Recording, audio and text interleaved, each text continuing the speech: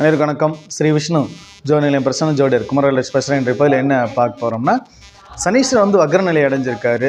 மீன ராசிக்கு என்ன பலன்கள் அப்படிங்கிறத பார்க்கலாம்.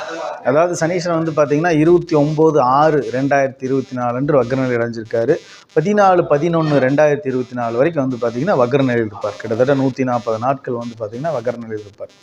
எப்பவுமே வக்ரமாக இருக்கிறப்ப பார்த்தீங்கன்னா எப்பவுமே பலன்கள் பார்த்தீங்கன்னா சிலதெல்லாம் பார்த்தீங்கன்னா மாறுபட்ட பலன்களாக இருக்கும். ரொம்ப ஸ்ட்ராங்காக இருக்கக்கூடியதாக இருக்கும். இந்த வக்ர நிலையில் பார்த்தீங்கன்னா அந்த பலன்கள் மாறுபடும். ஒருத்தருடைய வாழ்க்கையில் பார்த்தீங்கன்னா திடீர்னு ஒரு உயர்றதுக்கோ திடீர்னு ஒரு கீழே வர்றதுக்கோ ஒரு காரணங்கள் பார்த்தீங்கன்னா அந்த வக்ர கிரகங்களுடைய ஆதிக்கம் அதிகமாக இருக்கிறது தான் பார்த்தீங்கன்னா அந்த மாதிரி ஒரு செயல்பாடுகள் வரும். இப்போ மீனராசி பொறுத்த வரைக்கும் பார்த்தீங்கன்னா லாபஸ்தானாதிபதி சனீஸ்வர பகவான் 12ஆம் அவர் பார்த்தீங்கன்னா 12ஆம் ஸ்தானத்தில் இருக்கார், விரயஸ்தானத்தில். இப்போ விரயத்துக்கு வந்துட்டாவே விரயம் ஜென்ம, அதாவது ஏழரை சனியுடைய காலகட்டங்கள் விரய சனியில் இருக்காங்க. அதனால் செலவினங்கள் அதிகமாக இருக்கும், அலைச்சல்களும் அதிகமாக இருக்கும். இப்போ 12ஆம் வீட்டில் இருக்கிற சனீஸ்வரன் பார்த்தீங்கன்னா வக்ர நிலை அடைகிறார். லாபஸ்தான அதிபதி அவரே ஒரு வக்ர நிலை அடைகிறப்ப இந்த வக்ரம்ங்கிறது பார்த்தீங்கன்னா ஒரு ஸ்டாண்டர்டாக இருக்கக்கூடிய ஒரு சில தன்மைகள்லாம் ஸ்ட்ராங் பண்ணக்கூடியது அந்த வக்ரம்ங்கிறது. இப்படி வக்ரம்ங்கிறது ஒரு பின்னோக்கிய நகர்வு. ஆனால் அவர் பார்த்தீங்கன்னா நட்சத்திரத்தில் பார்த்தீங்கன்னா இப்போ கும்பராசிலேயே இருப்பார். சதய நட்சத்திரத்தில் இருக்கார். 3/9 பார்த்தீங்கன்னா சதய நட்சத்திரம் இருக்கார். அதுக்கு முன்னாடி போராட்டாதியில் இருந்தார். போராட்டாதியிலிருந்து அப்படி கீழே பார்த்தீங்கன்னா சதய நட்சத்திரம் 4ஆம் பாதத்துக்கு வந்துடுவார். அப்புறம் 3ஆம் பாதம் வரும். அதுக்கப்புறம் தான் பார்த்தீங்கன்னா முன்னோக்கி பயணமாகும். அப்படி வக்ர நிலைங்கிறது அந்த ராசி விட்டு வெளியில் வராமல் அதே இடத்துல இருந்து பின்னோக்கிய நகர்வு அப்படி இருக்கிறது தான். இப்போ ராகுனுடைய நட்சத்திரத்தில் தான் பார்த்தீங்கன்னா இருக்கார். இப்போ சனீஸ்வரன் வக்ர நிலைமையிலே இருக்கார். 12ஆம் ஸ்தானத்தில் பார்த்தீங்கன்னா வக்ரம், அதாவது அலைச்சல்கள் அதிகமாக வரக்கூடிய காலகட்டங்கள். அதே மாதிரி பார்த்தீங்கன்னா ஒரு ஸ்ட்ராங்கான நிலைமை சொல்லக்கூடியதுமே இந்த வக்ரம் அப்படிங்கிறது தான். 12ஆம் வீடு அப்படிங்கிறப்ப நம்ம வெளிநாட்டு பயணங்கள் தொடர்பு வர்றதோ, பயண சயன சுகத்தை சொல்லக்கூடிய இடம் அப்படிங்கிறது, மருத்துவ செலவினங்கள் அப்படிங்கிறது. அந்த இடத்துல வக்ரமாக இருக்கிறப்ப பார்த்தீங்கன்னா பணம் பொருளாதாரத்தில் ஒரு ஏற்றம் உண்டு. விரயங்கள் அப்படிங்கிறது பார்த்தீங்கன்னா அந்த விரயத்தை சுப விரயமாகவே, ஏன்னா வக்ரமாக லாபஸ்தானாதிபதி இருக்கிறப்ப பார்த்தீங்கன்னா அந்த விரயங்கள் டபுள் மடங்கு ஆகும். ஆனால் அதுக்கு தேவையான ஒரு காரியங்களுக்கு செய்ய வேண்டியதாக வந்துடும். அப்போ அந்த விரயங்களில் பார்த்தீங்கன்னா நமக்கு எந்த ஒரு தீங்கு இல்லாத ஒரு இதாக இருக்கும். பின்னாடி பார்த்தா அந்த விரயங்கள் எல்லாம் நமக்கு யூஸ்ஃபுல்லாக இருக்கக்கூடியதாக பார்த்தீங்கன்னா இருந்திருக்கு. அந்த அளவுக்கு செலவினங்கள் அதிகமானாலும் கூட அது ஒரு யூஸ்ஃபுல்லாக இருக்கக்கூடியதாக இருக்குது அந்த வக்ரம் அப்படிங்கிறது. இப்போ அலைச்சல்கள் அப்படிங்கிறது அதிகமாக இருக்கும். வேலையில் இருக்கிறவங்களுக்குலாம் பார்த்தீங்கன்னா அலைச்சல் அதிகமாகும். பயணங்கள், ஒரு இடமாற்றங்கள் உண்டு. ஊர் மாறுறதோ, வீடு மாறுறதோ, புதிய வீடு கட்டி குடி போகிறதோ, இல்லைன்னா பார்த்தீங்கன்னா ஒரு கடன் உருவாகிறது, இதெல்லாம் பார்த்தீங்கன்னா அதிக இடமாற்றங்கள் அப்படின்னு இருக்குது. ஒரு அரசாங்க ஊழியர்கள் கூட இடமாற்றங்கள் வரும். ஊர் விட்டு ஊர் போவாங்க. அந்த மாதிரி சில பேர் வெளிநாட்டு பயணங்கள் பார்த்திங்கன்னா அதிகரிக்கும். ஒரு வெளிநாட்டில் போய் தங்கக்கூடிய ஒரு காலங்களாக இருக்க வேண்டியதாக இருக்கும். இந்த மாதிரிலாம் அயன சயன சுகம்ங்க அந்த 12ஆம் வீடுங்கிறதே பார்த்திங்கன்னா ஒரு தலைமறைவு வாழ்க்கை தான். அதில் வக்ர கிரகங்கள் இருக்கிறப்ப போராட்டங்கள் அதிகமாகும். இன்னும் ராகுவெல்லாம் 12ஆம் ஸ்தானத்தில் இருக்கிறப்ப பார்த்திங்கன்னா அவங்க வாழ்க்கை மிகுந்த போராட்டம் இருக்கும். ஒரு போகம் எண்ணம், அந்த போக எண்ணங்கள் வந்துக்கிட்டே இருக்கும். ஆனால் பார்த்திங்கன்னா எதையும் செயல்படுத்த முடியாது 12 இருக்கிற ராகு. அந்த மாதிரி வக்ரகிரகத்தினோட ஆதிக்கம் அதிகமாகும். இப்போ பார்த்திங்கன்னா சனீஸ்வரன் வக்ரமாக பார்த்திங்கன்னா 12ஆம் வீட்டில் இருக்கார். வக்ரகிரகம்னாவே பார்த்திங்கன்னா அந்த 12ஆம் ஸ்தானத்தில் அதிக அலைச்சலை கொடுக்குறதும் பார்த்திங்கன்னா அந்த நம்ம தேவைகள் எண்ணங்கள் பார்த்திங்கன்னா என்ன அலைகள் என்ன ஓட்டங்கள் நம்ம தேவைகள் நிறையா இருக்கும். ஆனால் அதை பூர்த்தி பண்ணுறதுங்கிறது அந்த இடத்துல கஷ்டமாக இருக்கும். அப்போ அந்த அளவுக்கு பார்த்திங்கன்னா அந்த ஃபோர்ஸ் அந்த வக்ரம் அப்படிங்கிறதுக்கு இருந்துக்கிட்டே இருக்கும். சில பேர்த்துக்கு பார்த்திங்கன்னா தவறான பழக்க வழக்கங்கள்லாம் பார்த்திங்கன்னா இந்த மாதிரி நேரங்கத்தில் உருவாகி, இப்போ அதில் கொஞ்சம் எச்சரிக்கையாக இருந்துக்கிறது நல்லது. ஏன்னா அயன சயன சுகம்னு சொல்லக்கூடிய இடத்துல வக்ரமாக இருக்கிறது, வக்ர கிரகங்கள் இருக்கிறதே பார்த்திங்கன்னா நம்ம பழக்க வழக்கங்களில் பார்த்திங்கன்னா கை வைக்கும். அதனால் கொஞ்சம் ஜாக்கிரதையாக நல்லது. ஏன்னா ஒரு 4 மாத காலகட்டங்கள் தான். அதனால் தீய பழக்க வழக்கங்களுக்கு சில பேர் பார்த்திங்கன்னா அடிமையாகிடுவாங்க. அதில் விரயங்கள் அதிகமாக பண்ணக்கூடிய மருத்துவ செலவினங்கள் அப்படிங்கிறது பார்த்திங்கன்னா அதிகரிக்கும்.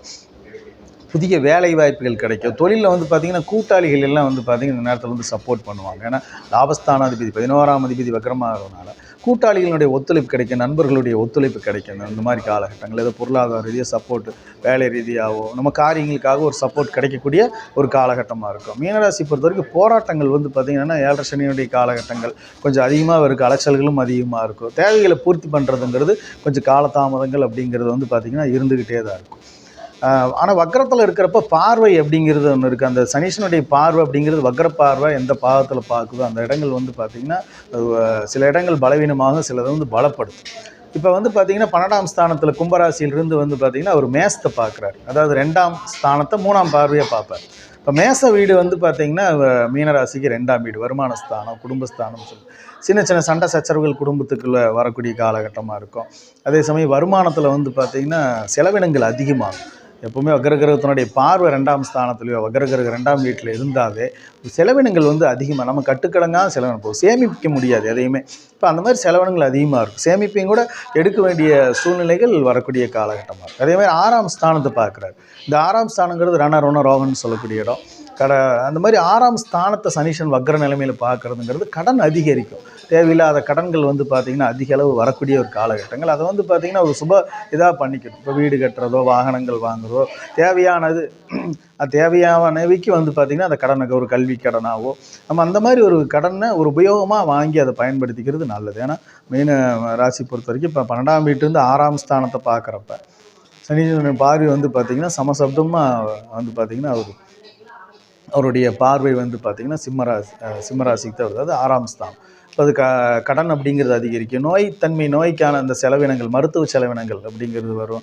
தேவையில்லாத வந்து பார்த்திங்கன்னா அந்த 6ஆம் வீடு அப்படிங்கிறது தான் வந்து பார்த்திங்கன்னா அந்த சண்டை சச்சரவு வம்பு வழக்குகள்லாம் கொடுக்கக்கூடிய இடம். அப்போ அதில் வந்து பார்த்திங்கன்னா யாருக்காவது ஜாமீன் போடுறதோ இல்லை ஒருத்தருக்கு சப்போர்ட் போடுறதோ இல்லை பிரச்சனை பண்ணக்கூடியது வழக்குகள் வந்து வரக்கூடிய ஒரு காலகட்டமாக இருக்கும். கொஞ்சம் ஜாக்கிரதையாக இருக்கும். கொடுக்கல் வாங்கல் இருக்கிறவங்க ரொம்ப எச்சரிக்கையாக இருக்கிறது நல்லது. ஏன்னா பிரச்சனைகள் அதிகரிக்கக்கூடிய ஒரு காலகட்டமாக இருக்காது அப்படிங்கிறது தான். அதே மாதிரி விருச்சிகத்தை பார்க்குறாரு. 9ஆம் ஸ்தானம் பாக்கியஸ்தானத்தை பார்க்குறாரு. இந்த பாக்கியஸ்தானங்கிறப்ப வந்து பார்த்திங்கன்னா வக்ரகிரகம் இருக்கிறது சில நேரங்கள் வந்து பார்த்திங்கன்னா ஒரு உயருக்கு வழிகாட்டிடும். ஆனால் அதில் வந்து செவ்வாயினுடைய வீடு அப்படிங்கிறதுனால போராட்டங்கள் அதிகமாக இருக்கும். தகப்பனாருக்கு வந்து உடல்நிலை சரியில்லாமல் போகிறது, அதே மாதிரி வெளிநாட்டு பயணங்களால் ஒரு சிரமத்துக்குள்ள ஆளாகிறது. இந்த மாதிரியெல்லாம் வந்து நம்ம இப்போ பாக்கியங்கிறதே நம்ம தேவைகளை பூர்த்தி பண்ணுறது தான். ஒருத்தருக்கு பாகிஸ்தானத்தில் நல்ல கிரகங்கள் இருந்துட்டாவே அவங்க வாழ்க்கை வந்து செழிப்பாக தான் இருக்கும். எந்த சோதனையிலையும் சமாளிச்சிருவாங்க. எந்த கிரகனுடைய பலவீனத்தையும் நம்ம பார்க்கவே வேண்டியது அந்தளவுக்கு பாகிஸ்தானங்கள். ஆனால் அந்த பாகிஸ்தானத்துலேயே வந்து பார்த்திங்கன்னா இப்போ சனீஸ்வரன் வக்ர பார்வையை பார்க்குறப்ப வந்து பார்த்திங்கன்னா அந்த நமக்கு அதில் எல்லாம் ஒரு இடைஞ்சல்கள் வந்து இருக்கிறது தான் அந்த இடத்துல பண்ணுறது. அப்போ அதுக்கு உயர் கல்வியில் வந்து தடங்களாகும், தாமதங்களாகும். எப்போவுமே அது வக்ரகிரகங்கள் பார்க்குறப்ப தடுத்து நிறுத்தாது, அதில் தாமதப்படுத்தி விடுறது தான் சனீஸ்வரனோட வேலையாக இருக்கும். சனீஸ்வரனை பொறுத்த வரைக்கும் தாமதப்படுத்துவார். ராகுகேதுனுடைய இயக்கம் வேகமாக இருக்கும் வக்ரகிரகத்தில். சனீஸ்வரனோட இயக்கம் வந்து பார்த்திங்கன்னா எதையும் தாமதப்படுத்திடுது தான். அதாவது கொடுக்கறதுங்கிறது இல்லாமல் இல்லை, ஆனால் அதை தாமதப்படுத்து. எந்த அளவுக்கு லேட் பண்ணுமோ அந்த அளவுக்கு லேட் பண்ணும். அதில் மன உளைச்சல்கள் அதிகமாகிடும், பிரச்சனைகள் வந்து அதிகமாகிடும், அந்த மாதிரி கொடுக்கும். அப்போ அதனால் வந்து பார்த்திங்கன்னா வெளிநாட்டு பயணங்கள், உயர்கல்வியில் ஒரு தடை ஆகிறது, தாமதங்கள் பண்ணுறது, நம்ம தேவையை வந்து கல்வியில் பூர்த்தி பண்ண முடியாத ஒரு சூழ்நிலை கொடுக்கறது, இதெல்லாம் வந்து பார்த்திங்கன்னா மறதிகள் ஏற்படக்கூடிய காலகட்டங்கள், இதெல்லாம் வந்து பார்த்திங்கன்னா இருக்கக்கூடிய காலகட்டமாக இருக்கும். அப்புறம் ஒரு பாக்கியங்கிற ஒரு பூர்வீகத்தில் இருக்கக்கூடிய இடம் சம்மந்தப்பட்ட பிரச்சனையோ, வீடு சம்மந்தப்பட்ட பிரச்சனையோ, அதில் பிரித்து வந்து பார்த்திங்கன்னா சொத்து பிரிக்கிறதோ, அந்த மாதிரிலாம் ஒரு சூழ்நிலைகள் வந்து பார்த்திங்கன்னா வரக்கூடிய காலகட்டங்கள். அதில் கொஞ்சம் பணங்கள், இடமோ அந்த மாதிரியெல்லாம் வரக்கூடிய ஒரு காலகட்டங்கள் வந்து இருக்கும். அதுவுமே பிரச்சனையிலேயே தான் இருக்கக்கூடிய இதை மாதிரியே வந்து பார்த்திங்கன்னா இருந்துகிட்ருக்கு. அதனால் சனீஸ்வரனுடைய இதில் இப்போ சனீஸ்வரனுடைய பார்வையில் வந்து பார்த்திங்கன்னா பாகிஸ்தானத்தையும் பார்க்குறதுனால சில நன்மைகளும் இருக்குது. ஏன்னா வேலை அப்படிங்கிறது வந்து பார்த்திங்கன்னா சனீஸ்வரன் எப்பவுமே வக்ரமானால் வேலை ஸ்ட்ராங்காக இருக்கும், ஒர்க் இருந்துக்கிட்டே இருக்கும், வேலை இருந்துக்கிட்டே இருக்கும், தொழில் இருந்துக்கிட்டே இருக்கும். ஆனால் அதில் வந்து பார்த்திங்கன்னா அந்த லாபங்களும் வரக்கூடிய அந்த சேமிப்பையும் வந்து பார்த்திங்கன்னா செய்ய முடியாத ஒரு சூழ்நிலை இருக்கும். அதனால் அலைச்சல்கள் அலைஞ்சு இருக்க வேண்டிய சூழ்நிலை தான். கடன் அப்படிங்கிறது உருவாகும், கடன் வாங்கக்கூடிய ஒரு சூழ்நிலை இருக்கும். அதனால் அது தேவைக்கு தேர்ப்ப வந்து வாங்கிக்கணும். மீனராசி பொறுத்தவரைக்கும் கொஞ்சம் போராட்டமாக இருக்குது. ஏன்னா சர்ப்பம் ஏற்கனவே உள்ளே இருக்குது, மிகுந்த போராட்டத்தில் இருக்காங்க. அதனால் வழிபாடுகள் முடிஞ்சளவுங்க ஸ்ட்ராங் பண்ணிக்கணும். வழிபாடுகளும் தான தர்ம காரியங்களையும் நிறைய செய்துட்டு வர்றப்ப கட்டாயம் அதிலிருந்து வந்து பார்த்திங்கன்னா மீண்டு வர முடியும். அவங்களுடைய திசா புத்தி நல்லா இருந்ததுன்னா கட்டாயம் வந்து பார்த்திங்கன்னா அதிலிருந்து வெளியில் வந்துடலாம். வழிபாடுன்னு பார்த்தா சனீஸ்வரனுடைய ஸ்தலம் வந்து பார்த்திங்கன்னா திருநள்ளாறு. அங்கே திருநள்ளாறில் சென்று சனீஸ்வரனை வழிபட்டு வர்றது, சிவன் வழிபாடு செய்துட்டு வர்றது. சிவன் வழிபாடு வந்து பார்த்திங்கன்னா அந்த மாதிரி 7 சனி அஷ்டம் சனி வர்றப்ப கால பைரவரையும் சிவனையும் வந்து பார்த்திங்கன்னா விடாமல் வழிபட்டு வரலாம். பிரதோஷ வேலைகள் சிவன் வழிபாடு வச்சுக்கலாம். கால பைரவருக்கு வந்து பார்த்திங்கன்னா தேய்பிரை அஷ்டமி போகலாம், ராகு காலங்களில் போகலாம். ஏன்னா சர்ப்பமும் இப்போ வந்து மீன ராசிகள் இருக்கிறதுனால ராகு காலங்களில் வந்து பார்த்திங்கன்னா கால பைரவரை சென்று வழிபட்டு வரலாம். சனிக்கிழமை ராகு காலம், ஞாயிற்றுக்கிழமை ராகு காலத்தில் இந்த மாதிரிலாம் வந்து பார்த்திங்கன்னா பைரவரை சென்று வழிபட்டு வர்றது விசேஷ நற்பலன்களை தரக்கூடியதாக இருக்கும். சிவன் வழிபாடு ரொம்ப அதீத அளவில் வச்சுட்டு இருக்கிறது வந்து பார்த்திங்கன்னா நல்லது. பிரதோஷ சிவனுடைய வழிபாடு வச்சுக்கணும். இல்லை ஆனால் தினமும் சிவன் கோயிலுக்கு போயிட்டு வரலாம். ஒரு பழமையான சிவன் கோயிலுக்கு போயிட்டு வர்றது, இப்போ கோயிலுக்கு தேவையான உதவிகளை செய்கிறதெல்லாம் வந்து செய்யலாம். அதேமாதிரி வந்து பார்த்திங்கன்னா ஒரு அவங்க ஊரில் இருக்கிற நவகிரக ஆலயங்கள் இருக்குது. அதில் வந்து சனீஸ்வரன் இருப்பார் மேற்கு நோக்கி. அவருக்கு வந்து கருப்பு வஸ்திரம் சாத்தி அவருக்கு வந்து பார்த்திங்கன்னா அந்த நீல கலர் பூ வந்து இருக்குது, கருங்கோலை மலர். அந்த மலரை வந்து அவருக்கு மாலையாக அணிவித்து நல்லெண்ணெய் தீபங்கள் வந்து பார்த்திங்கன்னா ஒரு 5 தீபமோ 2 தீபமோ வந்து பார்த்திங்கன்னா நல்லெண்ணெய் தீபம் ஏற்றிட்டு வரலாம். அதேமாதிரி வந்து பார்த்திங்கன்னா தயிர் சாதம் வந்து பார்த்திங்கன்னா அன்னதானம் கொடுக்கலாம். தயிர் சாதம் வந்து பார்த்திங்கன்னா அன்னதானம் நம்ம பூர்வ ஜென்ம இந்த பாவங்கள் எல்லாம் போக்கக்கூடியதாக இருக்குது. தயிர் சாதம் வந்து அன்னதானமாக வந்து பார்த்திங்கன்னா கொடுக்கலாம். அப்புறம் அன்னதானம் அப்படிங்கிறது செய்துட்டு வரலாம். இப்போ ஒரு வழிபாடுகள் இருந்தாலும் கூட ஒரு அன்னதானங்கள் வந்து நிறைய செய்துட்டு வரலாம். சனிக்கிழமை நாள் சென்று இந்த மாதிரி வந்து பார்த்திங்கன்னா ஒரு கருப்பு வஸ்திரம் சனி ஹோரையில் சென்று செய்துட்டு வர்றது ரொம்ப விசேஷ நற்பலன்லாம் தரக்கூடியதாக இருக்கும். அன்னதானமே இந்த சனிக்கிழமை நாளாக பார்த்து செய்துட்டு வர்றது விசேஷ நற்பலன்லாம் தரக்கூடியதாக இருக்கும். எப்பவுமே தான தர்மங்கிறது நம்ம இயற்கையாகவே நம்ம செய்துட்டு வரக்கூடியது. அதுலேயே வந்து பார்த்திங்கன்னா நிறைய பாவ வினைகள் வந்து பார்த்திங்கன்னா குறையும். அதே மாதிரி வந்து பார்த்திங்கன்னா ஒரு ஏழை கூலி தொழிலாளிகளாக இருக்கக்கூடியவங்க, ஒரு வேலையில் சிரமமாக இருக்கக்கூடியவங்க, அவங்களுக்குலாம் சப்போர்ட் பண்ணுறது, உதவி செய்கிறது, அவங்களுக்கு வேலை வாங்கி கொடுக்குறதோ இல்லைன்னா வந்து பார்த்திங்கன்னா அவங்களுக்கு உதவிகள், அதே மாதிரி உடல் பலவீனமாக இருக்கிறவங்க, மாற்றுத்திறனாளிகள், அவங்களுக்குலாம் ஒரு உபகரணங்கள் கொடுக்குறது, அவங்களுக்கு வஸ்திர தானங்கள் அன்னதானம் செய்கிறது. அதேமாதிரி முதியோர்களுக்கு வந்து பார்த்திங்கன்னா இருப்பாங்க, அவங்களுக்கெல்லாம் வந்து பார்த்திங்கன்னா அன்னதானம் வஸ்திர தானம் செய்கிறது.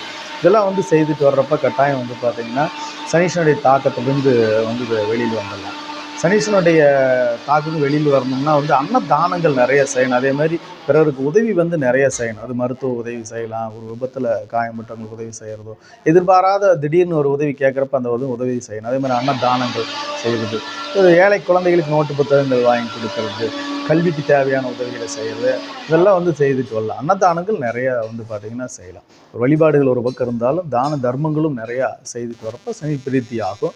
சனீஸ்வரனால் ஏற்படுற தீங்குகளும் நீங்கும். மீனராசி பொறுத்த வரைக்கும் போராட்டம் தான் இருந்தாலும் வந்து பார்த்திங்கன்னா சவாலாக எதிர்கொள்ள வேண்டிய ஒரு காலகட்டம் தான். இந்த பதிவு உங்களுக்கு பிடிச்சுன்னா சப்ஸ்கிரைப் பண்ணுங்கள், ஷேர் பண்ணுங்கள், மறக்காமல் பெல் ஐக்கான் கிளிக் பண்ணிக்கோங்க. நன்றி, வணக்கம்.